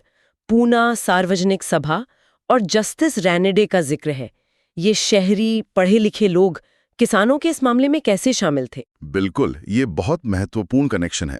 पूना सार्वजनिक सभा, जिसके नेता जस्टिस रानेडे जैसे लोग थे, उन्होंने इस विद्रोह से ठीक पहले 1873-74 में एक बड़ा अभियान चलाया था। किस चीज के खिलाफ? सरकार ने जो 1867 में लैंड रेवेन्यू बढ़ाया था ना 50%, उसके खिलाफ। और यह अभियान सिर्फ शहरों में नहीं था, उन्होंने गांवों में जाकर किसानों को ऑर्गेनाइज किया, उन्हें समझाया कि ये बढ़ोतरी गलत है, इसका विरोध करो। अच्छा, तो मतलब 1875 की विद्रोह से पहले ही किसानों में विरोध की एक लहर बन रही थी, जिसमें इन राष्ट्रवादी नेताओं का भी हाथ था। हाँ बिल्कुल, इस अभियान का असर भी हुआ था। बहुत से किसानों ने बढ़ावा लगान देने से इनकार कर दिया था, तो इसने किसानों में कहीं ना कहीं एक रेजिस्टेंस मेंटालिटी पैदा की, एक हिम्मत दी कि हाँ, हम मिलकर विरोध कर सकते हैं। इस माहौल ने भी 1875 के विद्रोह के लिए जमीन तैयार की। और बाद में भी इन्होंने मदद की। हाँ, जब डेक्कन एग्रीकल्चरिस्ट रिलीफ एक्ट का बिल आया, तो पूना सार्वजनिक सभा और कई राष्ट्रवादी अखबारों ने उसका जोरदार समर्थन किया। ये दिखाता है कि कैसे उस दौर का पढ़ा लिखा शहरी वर्ग, इंटेलिजेंसिया, किसानों की समस्याओं से जुड़ रहा था, उनके लिए आवाज उठा रहा था। ये राष्ट्रवाद के विकास में एक अहम कड़ी थी, शहर और गांव को जोड़ने की कोशिश। तो ये डेक्कन आउटब्रेक की कहानी तो काफी डिटेल में समझ आई, लेकिन सोर्स ये भी कह रहे हैं कि ये अकेला मामला नहीं था। इसी दौर में देश के दूसरे हिस्सों में भी किसान परेशान थे और विरोध कर रहे थे। हाँ बिल्कुल, ये कोई आइसोलेटेड घटना नहीं थी, ये एक बड़े पैटर्न का हिस्सा था। 19वीं सदी का उत्तरार्ध पूरे भारत में किसानों के लिए मुश्किलों भरा था, और वो चुप नहीं बैठे थे। जैसे कि और कहाँ? जैसे मलाबार में, आज के केरला में। वहां माप्पिला विद्रोह तो जैसे एंडेमिक थे, मतलब बार बार होते ही रहते थे। माप्पिला कौन थे? ज्यादातर मुस्लिम किसान थे जो काश्तकार यानी टेनेंट्स थे, और जमीन के मालिक अक्सर हिंदू जमींदार, जिन्हें जैनमीज कहते थे, होते थे। तो वहां जमींदारों और अंग्रेज सरकार के शोषण के खिलाफ अक्सर हिंसक विद्रोह होते थे। उनमें कई बार धार्मिक रंग भी आ जाता था, लेकिन जड़ में कृषि के मुद्दे ही थे। और महाराष्ट्र में ही एक और नाम आ रहा है, वासुदेव बलवंत फड़के, 1879 में। हाँ, फड़के की कहानी बड़ी दिलचस्प है। वो खुद पढ़े लिखे थे, अंग्रेजी सरकार में क्लर्क थे, लेकिन देश की गरीबी और अंग्रेजों के राज में हो रहे शोषण को देखकर उनका मन खट्टा हो गया। उन्होंने नौकरी छोड़ दी। फिर क्या किया? उन्होंने महाराष्ट्र के रामोसी समुदाय के किसानों को इकट्ठा किया। ये रामोसी लोग पहले मराठा सेना में लड़ाके हुआ करते थे। फड़के ने करीब 50 रामोसी लड़ाकों का एक दस्ता बनाया और उनके साथ मिलकर एक अलग तरह का काम शुरू किया, सोशल बैंडिट्री। सोशल बैंडिट्री, ये क्या होता है? रॉबिन हुड जैसा? हाँ, कुछ वैसा ही। मतलब अमीरों को लूटना, खासकर सूदखोर साहूकारों को या सरकार के चमचों को, और वो पैसा गरीबों में, किसानों में बांट देना या उनकी मदद करना। अच्छा, मकसद निजी फायदा नहीं था? नहीं, उनका मकसद अंग्रेजी राज को चुनौती देना, उसे अस्थिर करना था। हालांकि अंग्रेजों ने इससे सिर्फ डकैती कहा और फड़के को पकड़कर अंडमान भेज दिया, जहां उनकी मौत हो गई। पर उन्हें भारत की शुरुआती क्रांतिकारियों में गिना जाता है। पंजाब में कुका रिवोल्ट का भी जिक्र है, ये क्या था? कुका रिवोल्ट, जिसे नामधारी आंदोलन भी कहते हैं, इसके नेता थे बाबा राम सिंह। ये शुरू तो हुआ था सिख धर्म में सुधार के आंदोलन के तौर पर, सामाजिक और धार्मिक सुधार, लेकिन जल्द ही इसने पॉलिटिकल और अंग्रेज विरोधी रंग ले लिया। ये लोग अंग्रेजी शिक्षा, कानून, कपड़े, सब चीजों का बहिष्कार करते थे। अपनी अलग डाक व्यवस्था, अपना प्रशासन चलाने की कोशिश कर रहे थे। अच्छा, मतलब काफी रैडिकल थे। हाँ, और इसमें कुछ मसीहानिक एलिमेंट्स भी थे। मतलब बाबा राम सिंह के अनुयायी उन्हें एक तरह का मसीहा या उद्धारक मानते थे, जो एक नया युग लाएगा। सरकार ने इसे कैसे लिया? सरकार ने इसे बहुत बड़ा खतरा माना और इसे बड़ी बेरहमी से कुचला गया। सोर्स में 1872 की एक भयानक घटना का जिक्र है। मलेरकोटला में 49 कूका विद्रोहियों को बिना किसी ट्रायल के, बिना मुकदमे के तोप के मुंह से बांधकर उड़ा दिया गया। क्या?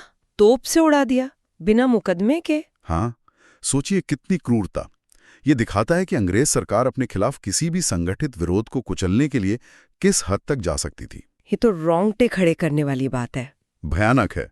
और आसाम का भी जिक्र है। हाँ, आसाम में 1893-94 में वहां भी वजह वही थी। सरकार ने लैंड रेवेन्यू असेसमेंट बहुत ज्यादा बढ़ा दिया था, लगान बहुत बढ़ा दिया। तो किसानों ने जबरदस्त विरोध किया। उन्होंने राइज मेल यानी जनसभाएं की, लगान देने से इनकार किया। और वहां भी दमन हुआ। बिल्कुल, सरकार ने यहां भी सख्ती दिखाई। कई जगहों पर निहत्थे किसानों की भीड़ पर फायरिंग की गई, संगीनों से हमले हुए, बायनेट चार्जेस, बहुत सारे किसान मारे गए।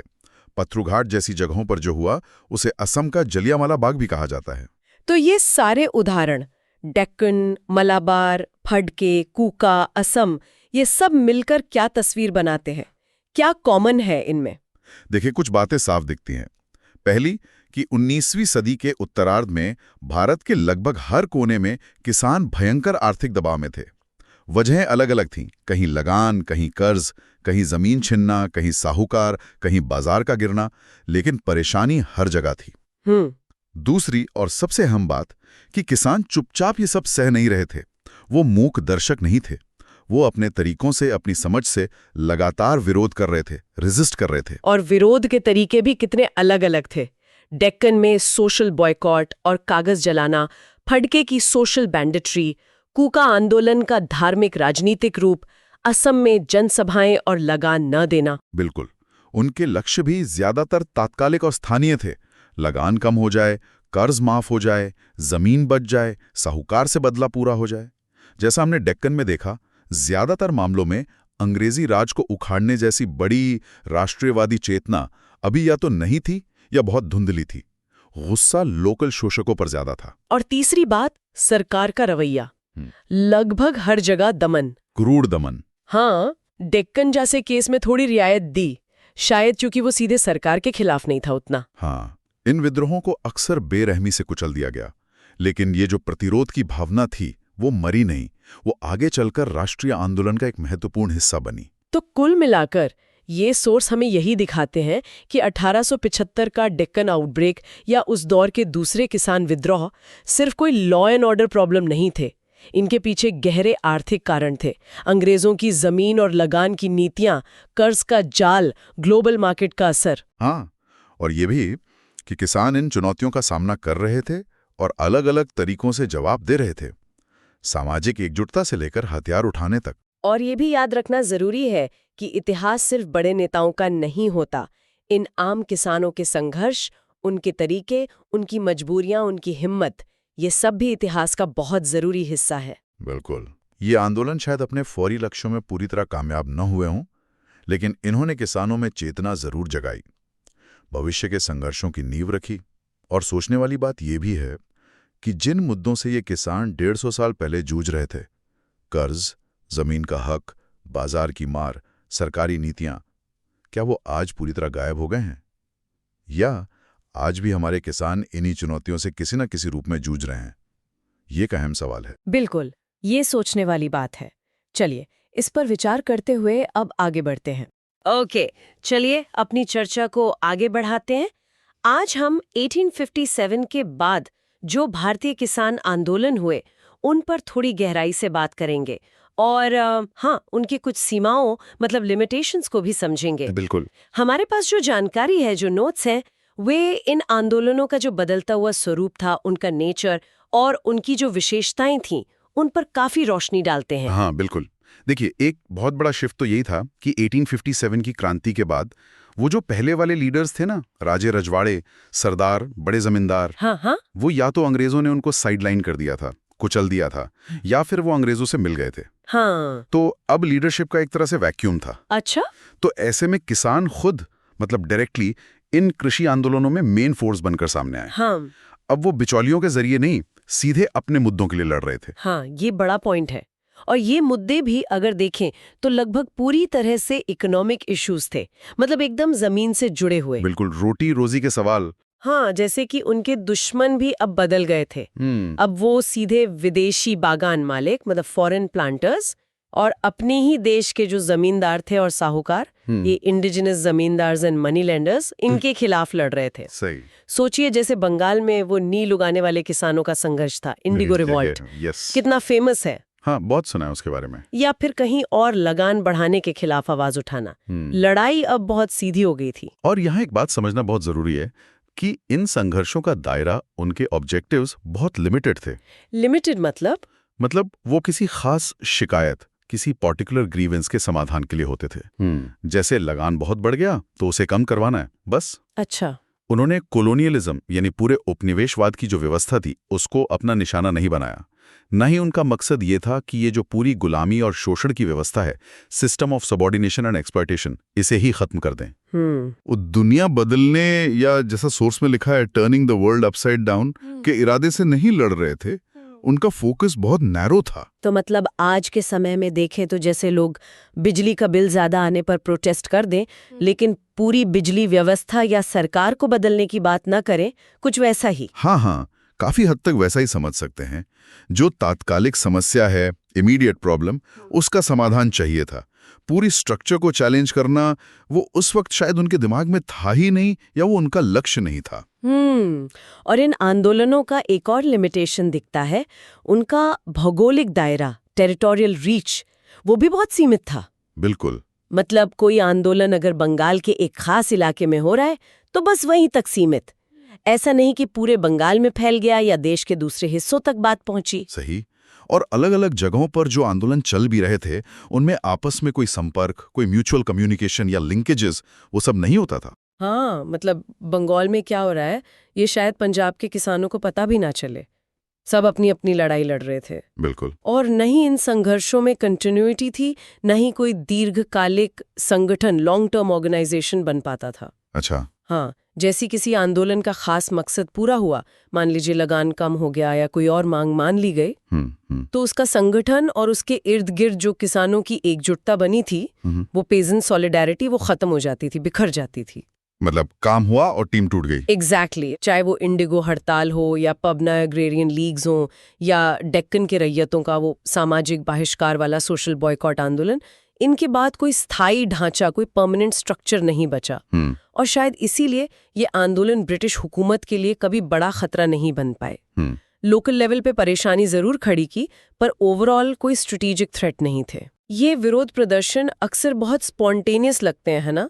मतलब किसानों की जो सामाजिक स्थिति थी, उनकी सोशल कंडीशन, उसके प्रति एक स्वाभाविक और तात्कालिक प्रतिक्रिया, एकदम इंस्टिंक्टिव एंड स्पॉन्टेनियस रिस्पॉन्स जैसा। हाँ, ऐसा लगता है। ऐसा लगता है कि जब जुल्म, ऑपरेशन बहुत ज्यादा बढ़ जाता था, शोषण असहनीय हो जाता था, एक्सप्लॉयटेशन अनबेरेबल हो जाता था, या किसानों की जो मौजूदा स्थिति थी, स्टेटस को, उस पर कोई खतरा मंडराने लगता था, तब वो विरोध करते थे। हाँ, बिल्कुल। जैसे किसी ने सही कहा है, किसान तभी विद्रोह करता था जब उसे लगता था कि अब मौजूदा तरीके से जीना संभव नहीं है, जब पानी सर से ऊपर चला जाता था। सही बात। इसमें एक और दिलचस्प बात है, लेजिटिमेसी या वैधता की धारणा। अच्छा, वो क्या है? किसान इस बात को लेकर बहुत सजग थे कि क्या जायज है, जस्टिफाइबल, और क्या नाजायज। उनके दिमाग में एक मॉरल बाउंड्री थी। या पूरी जमींदारी व्यवस्था, लैंडलॉर्डिज्म के खिलाफ नहीं लड़े। अच्छा, ये तो सरप्राइजिंग है। हाँ, उनकी लड़ाई ज्यादातर बेदखली, इविक्शन के खिलाफ थी, कि हमें हमारी जमीन से क्यों निकाला जा रहा है, या फिर लगान में अनुचित बढ़ोतरी, अनड्यू एनहांसमेंट ऑफ रेंट के खिलाफ, कि लगान इतना ज्यादा क्यों बढ़ा दिया। मतलब सिस्टम से ग्रंथ सेट्सलीशे, मतलब फंडामेंटल आपत्ति नहीं थी, बस उसके अनफेयर एप्लीकेशन से थी। बिल्कुल, बिल्कुल सही पकड़ा। जैसे उन्होंने कर्ज पर ब्याज, इंटरेस्ट देने से इनकार नहीं किया।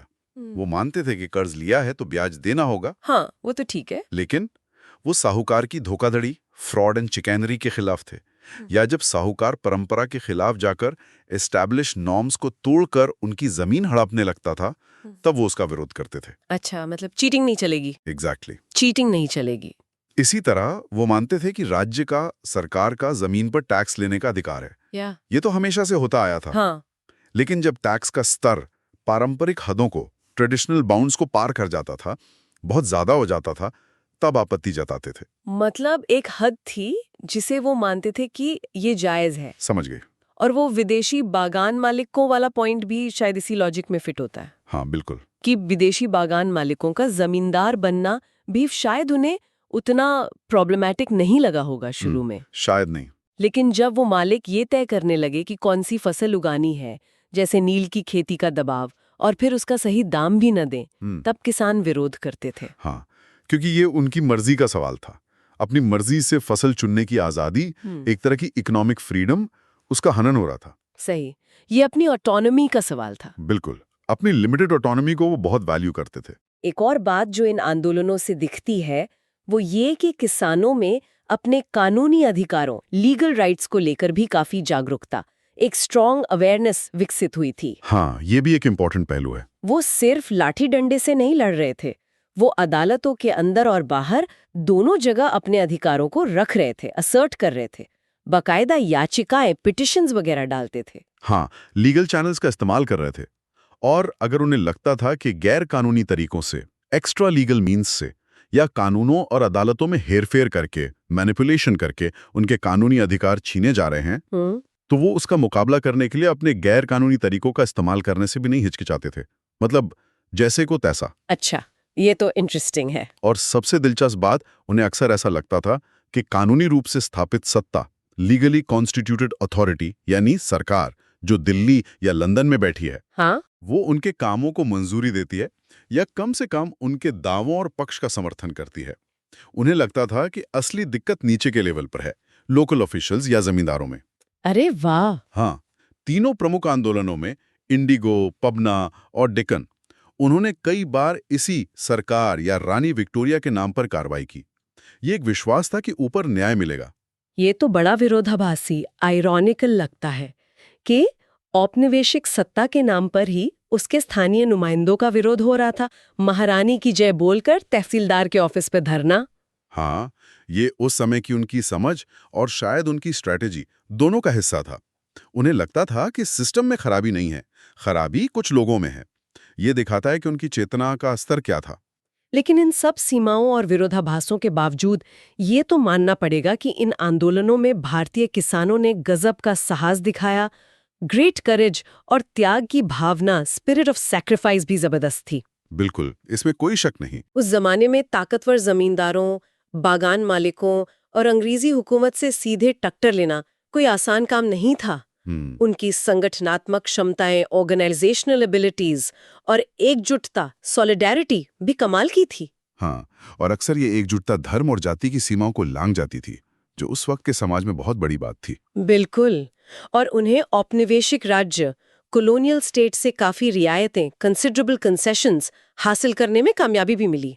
मतलब उनकी लड़ाई पूरी तरह व्यर्थ नहीं गई। हाँ, ये भी सच है।